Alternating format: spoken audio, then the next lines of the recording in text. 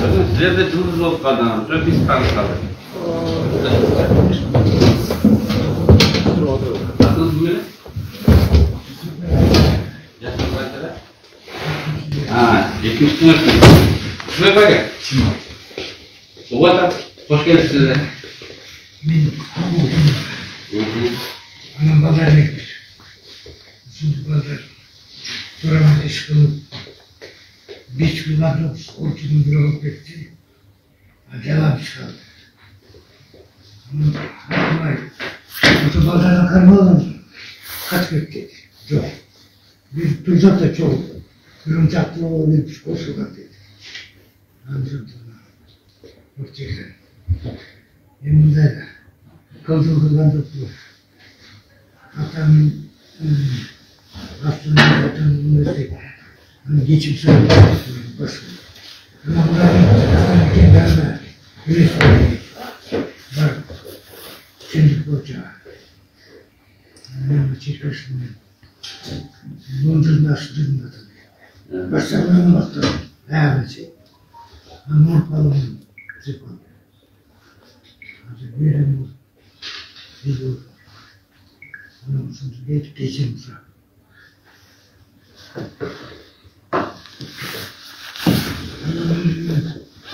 Birbirine yiyin, akıllı adam dedirte isteriz.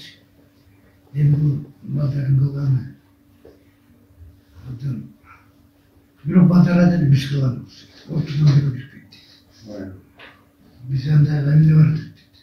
Biz dönülden duruşu baktık. Yaş pazar vardı. Millet de. Rahmat, şöyle sizge çok rahmat. Doğrularınız, yaxşı aranız. Elbette Bakcan mücadele 10 yıl vergenden bir ötünçükümüzde sizin okumunuz var da bir ötünçük daha sizge çok deyiz. Koldan gelip durgan iş bolgandan keyin men özümce çiçim kavlala turgan bolgandan keyin sizge çok deyiz. Hem geçmişteki aşağı kalan baldardan alına turup gelip publiçne, var publiçne alıp el aldığında soranganın özümde çok evdik de, çok evdik. Özümüzün antariketini sağlıp ömürgemen olarak oluz gerek. Yak geldiğinizde tank çok değil. Yok desek, küçük gayet koyup, namak da koyup da, bunda vakti atan bunun da geçiş gerek. Onun üstüne baldardan, bu baldardan günösü yok. Bulardan Sakas. Aldak deveyle bir Zabul Zeynep'e vergizip soramen sözlerde alıp geldi de. Hani söz söyleyeceksin de? Diputatsın da?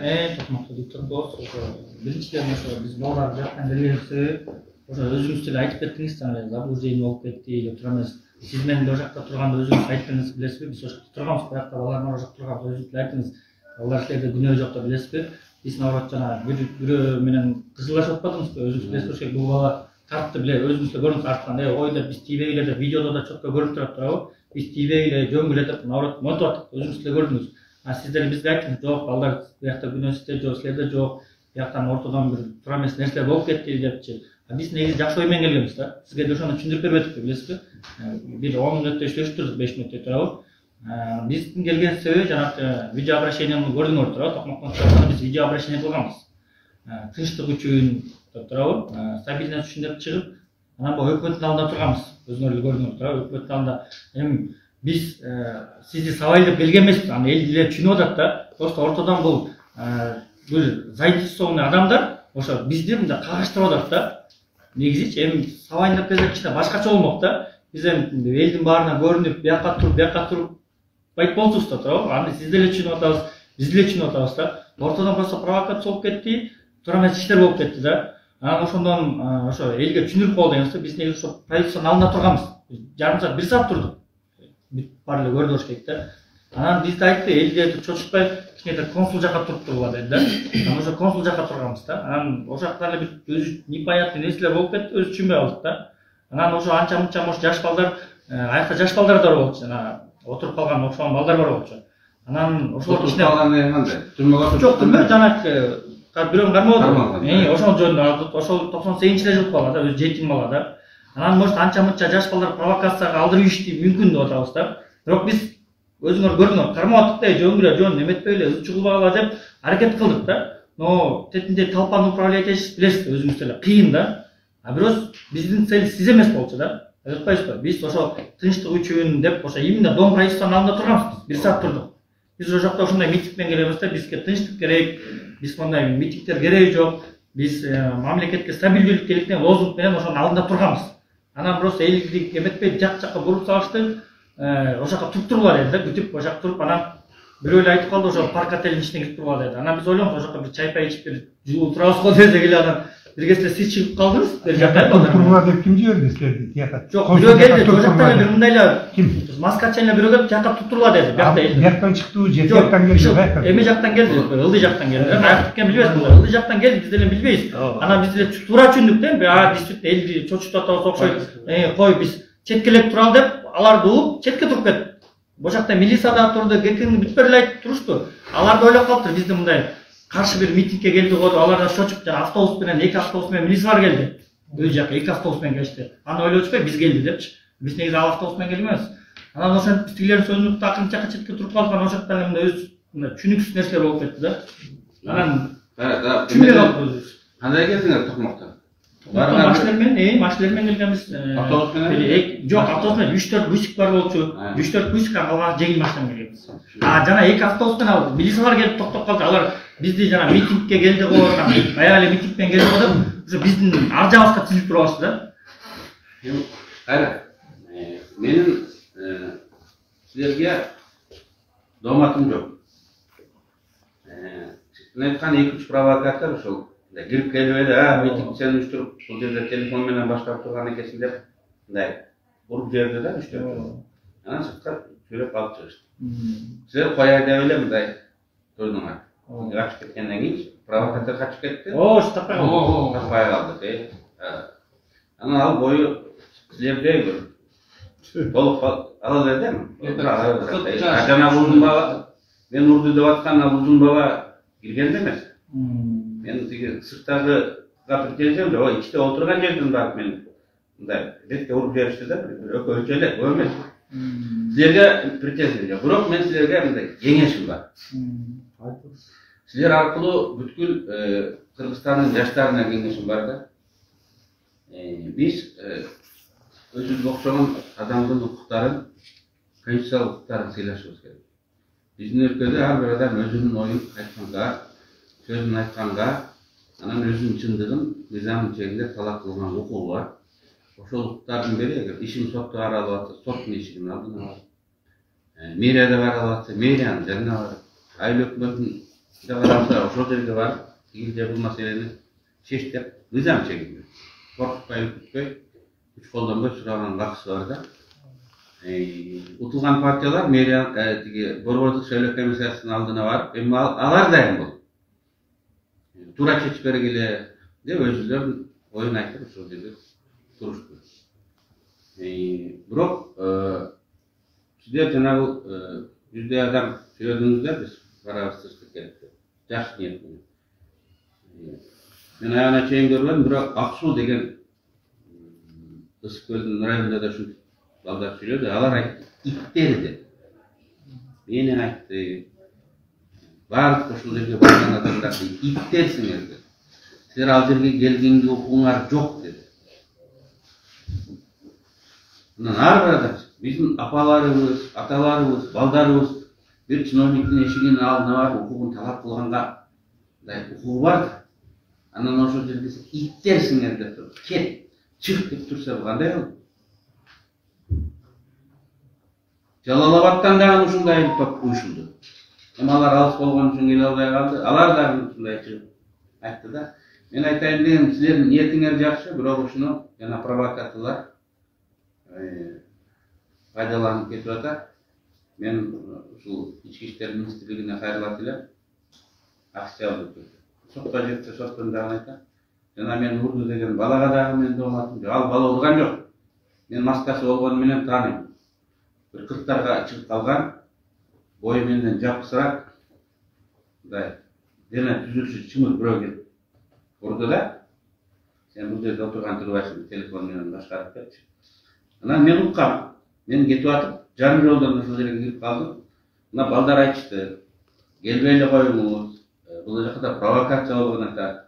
Тикебаев келет деп шушулашып сүйлөшүп жүрөт дегенден анан жарым жолдо калдым. Ал жерде адам бирөө айтпаса, мен ал жерде адам мени тыга турган жер эмес. Силер ичине кирген жоксуңар. Кирсеңер, коридор менен кирип барып табыш керек да. Анан эмне силерде мына өзүңөр келдиңер, бирөөлөр кеңеш берди. Мен бул жакшы. Болор иш болду. Коомдо граждандык ынтымак, тынччылык болуш керек. Мындай каталарды экинчи ушул уюштурган адамдар дагы жогорку деңгээлдеги кетирбеш керек. Бирок эми мына президент Садыр Жапаров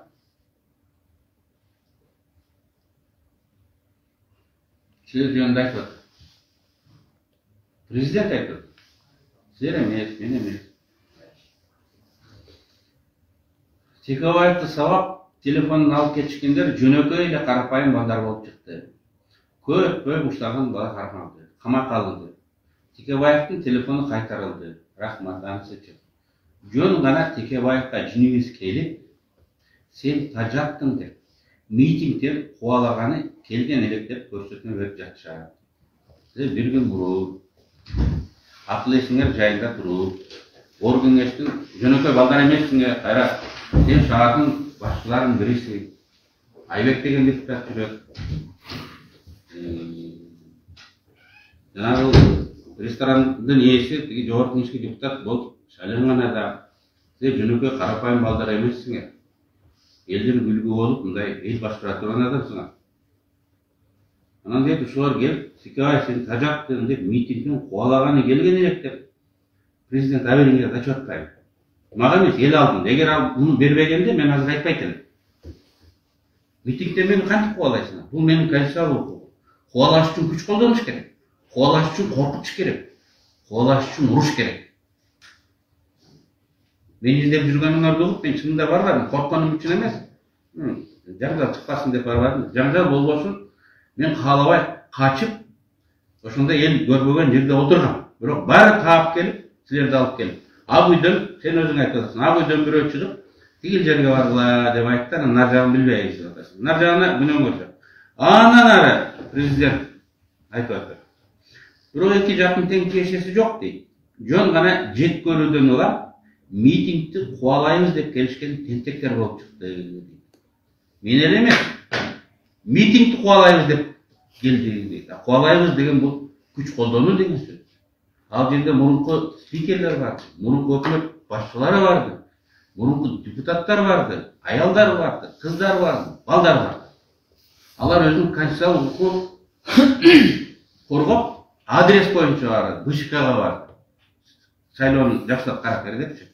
Анан кантип кууйсуңар алардычы? Президент айтып атат, кууганы келди дейт. Президенттин айтканы боюнча баарыңар соттолушуңар керек. Президенттин айтканы боюнча баарыңар соттолушуңар керек. Көп жылга соттолушуңар керек. Уюштуруп жөнөткөндөр биринчи кезекте соттолуш керек. Кантип кууйсуңар? Мен президенттин сөзүнө да кирбегиле, байлардын сөзүнө да кирбегиле, мэрлердин сөзүнө да кирбегиле. Алар келет, кетет. Биз тынччылык, өзүңөр айтасыз, ынтымак керек. Бирөөнү сыйлайлы. Анан мен домат, эми силер жөн келгениңер жок. Өзүңөр келдиңер, биринчиден рахмат, экинчиден бийликтегилер дагы кой. Бул эме чылдын эчкимге кереги жок. Биз саясий террор деп айтып атпайбыз, токтотойлук деп. Ушу мен муну айтып атканым, ушу Жалал Абаддагы балдар болсун, Ак Суудагы да балдар болсун, башкалар дагы болсун да. Бирөөнү мындай укугун кемсинтпейлик, күч колдонбойлук. Тынччылыкта тиги эмес. Эгер бирөө тынччылыкты бузуп, мыйзам бузса, алып коргоргондар бар. Жетелеп алып барып, дубинка менен сабап камайт. Мен дагы бир жолу официалдуу айтам. Жаке, рахмат. Туура келдиңиз. Мен жок дей албайм.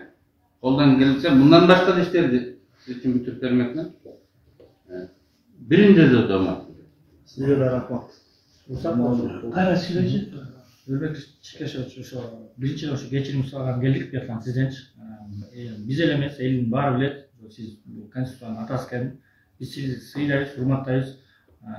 Бирок жана айтып кетпейбиз, могу биз өзүбүздүн ойду сизге айттык. Видеодо да бар, видеону жакшылап көрсөңүз, биз тынчтык үчүн келгенбиз да. Тынчтык үчүн, стабилдүүлүк үчүн, ушу митингтерден тажадык, уруш талаш болбосун деп, мындай уруш талаш болуп кетпесин кокустан деп, мына дружинник катары келгенбиз. Ой жакшы ой менен келгенбиз, ниет жакшы менен келгенбиз.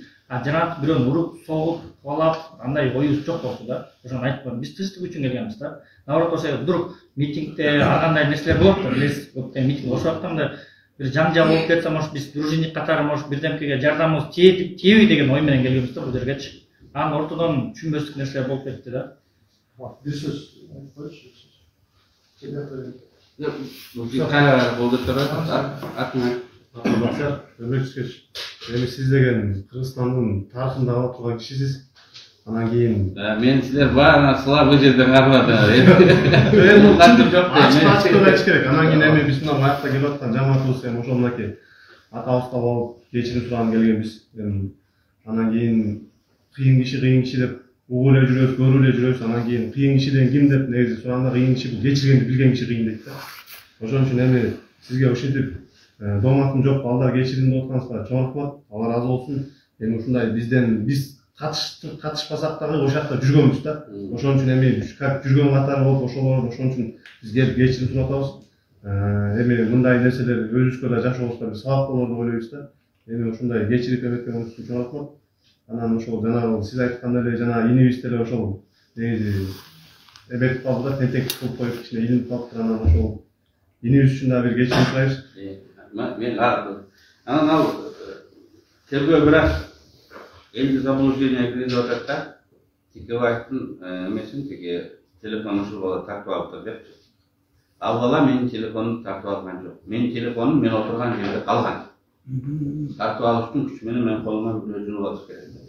А ким алганын мен билбейм. Анткени мен сырткар мен жетеликчи кетти, телефонум калган. Ал баланы мен жанымдан көргөн жокмун. Айттым го, менден бар мындай бойлор, мындай ал бала бийик бала экен. Анан кантип ал мойнуна алды, эмне үчүн өз ыктыяры менен алып келип берди дейт. Эгер кылмыш болгонун билип, ушундай жаңгал чыгарса өтө бере алган. Бирок эми имшил кайтканы жакшы болду. Алдан билбейт экенсиң, тергөө өздөрү чечсин. Жок, мен ал балага да претензиям жок. Ал баланын үчүн дагы кетип мындай эмен калдым. Ал балага айттым го, телефонду мен колуман эч ким тартып алган эмес. Грабеж деген статья болушу мүмкүн эмес. Анткени мен калып калган эми бирөө көтөрүп кетти да.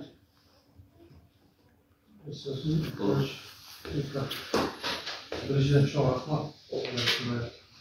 Барлығы біз қырғызбыз, біз қырғыз ұлтын сақтаймыз, қырғыз салттарын жүріп. Кешеке митингте ошол университет барган жок. Негизинде провокация болайын деп барган. Провокацияны мага айтып аткан себебим мен модератор болдум. Университет биз айтып келбетире ушул жакта отурабыз. Biz burada karaydık. Yani bazı bir tema. Bundan arada, bundan arkasına geliyor. Bundan arkasında biz her birisinin hukukumuz, her bir Kırgız memleketinin jarağının hukuku. Bundan arada bile mitingler söz konusu болады. Her türlü mitingler болады. Sadır Japarov, Kamçılık Taşıyık'tағы şu birlikte, şu aybay zombuluklarda görüp, türmelerde görüp, andan keyin yeni alıp kelgen. Miting kılıp жүрүп. Miting kılıp жүрүp. Andan keyin бүгүнкү күндө мен азыр алыстым şu эки адам şu келеле сөздөрдү жиберди дегенденчи. Бирок алар билишет, бирөөсү спецслужбанын башчысы, бирөөсү президент. Мындан ары дагы Кудай буйруса, менин тилегим, менин оюм сиздерге деле биз Кыргызстан биз үчүн керек. Özbek kolundan gelişince hareket kılıp demokratiyani bizge alıp gelip berdi.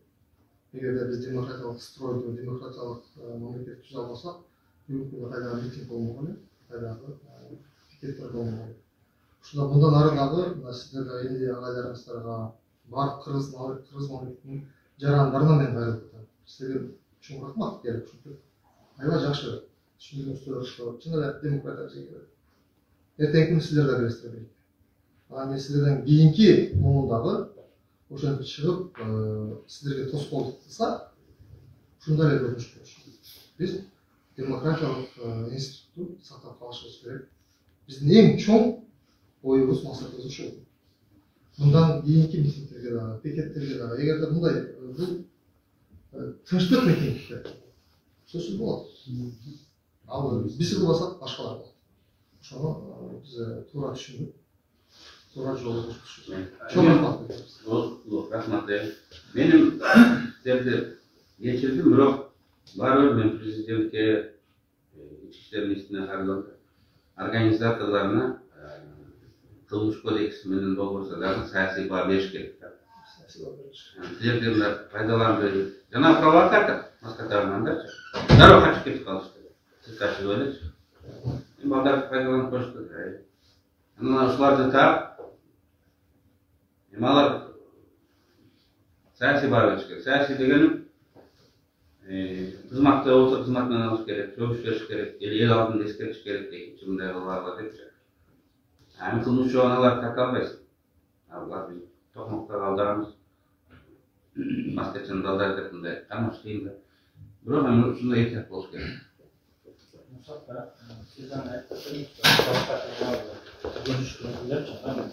Биздин версияда, жеке версияда өзүңөр билесиздер, жакында эле жогорку кеңешке шайлоо болду. Чүй Токмок Кемин округунан 1000 боюнча 2 асылына конкурент чыккан. Биринчи ошо Айтошбек Сакараев ошо диштиктин топ чыккан Сакараев, анан экинчи Жансейитов Тынай депчи. Биздин версия боюнча мынакей бул жанында отурган бала ошо Сакараевдин жээни болот да. Ушул жанагы ызычудан кеткенден кийин эле Тынай Жансейитов бияка жазды. Силер митингде жүргөн турасыздар. Буквально 15 мүнөттөн бияка барып, просто припискаларды удалено дегендер көрсөтөсүң сиз өзүңүзгө. Анан жазып, я вам сейчас покажу, из тебя звезду сделаю деп бияка жазды биринчи. Анан менин сүрөтүм жөнөттү бияка. Кайратты тоже передай дегенчи. Из него тоже звезду делай деп туруп анан кийин жанында преступление Чолпон Сыдыкова деген кийин Атамекен штабына келип калды. Ал ошо Тынай жөнөттү да. Анан биздин ой боюнча ал Чолпон Сыдыкова деген ошо Тынайлар менен бир чогуу команда ошонун бир штабын жетектеген Чолпон Сыдыкова дегенчи. Анан биздин версия боюнча ошол бияктан сизди бизди колдонуп улар ошоктан жана Чолпон Сыдыкованын эле видеосун көрсөңүз, башын сиз менен баштап туруп, аягын шайлоого өтүп кетти. Плавно шайлоого өтүп кетип, өзүнүн жеке кызыкчылыгын айтып атат. Мына Сакараев тигиндей анан бул мындай шайлоо мындай деп туруп, сизди башын тема кылмыш этип туруп, кайра өзүнүн кызыкчылыгын дальше улантып атат да. Анан биздин версия боюнча ошол адамдар бияктан провокация кылып, бул нерсени бизге мындай өч алуу максатында сиз аркылуу, потому что булар өзүлөрү кыла албайт болчу мындай резонанс.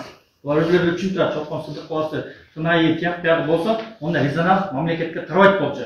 Булар түшүндү дагы ортодон жана 15 бала ошолор болушу керек. Бул биздин версиябыз да. Ортодон жана сиз менен бизди тирештирип туруп, булар мындай мамлекеттик уровеньге чыгарып алышты да. Ошон үчүн бүт жерде Чолпон Сыдыковдун видеолорун көрсөңүз, жазып атат, айтып атат. Сизди мындай башын тема кылып коюп, жакшылап угуп көрүңүздөр да, анан шашпай.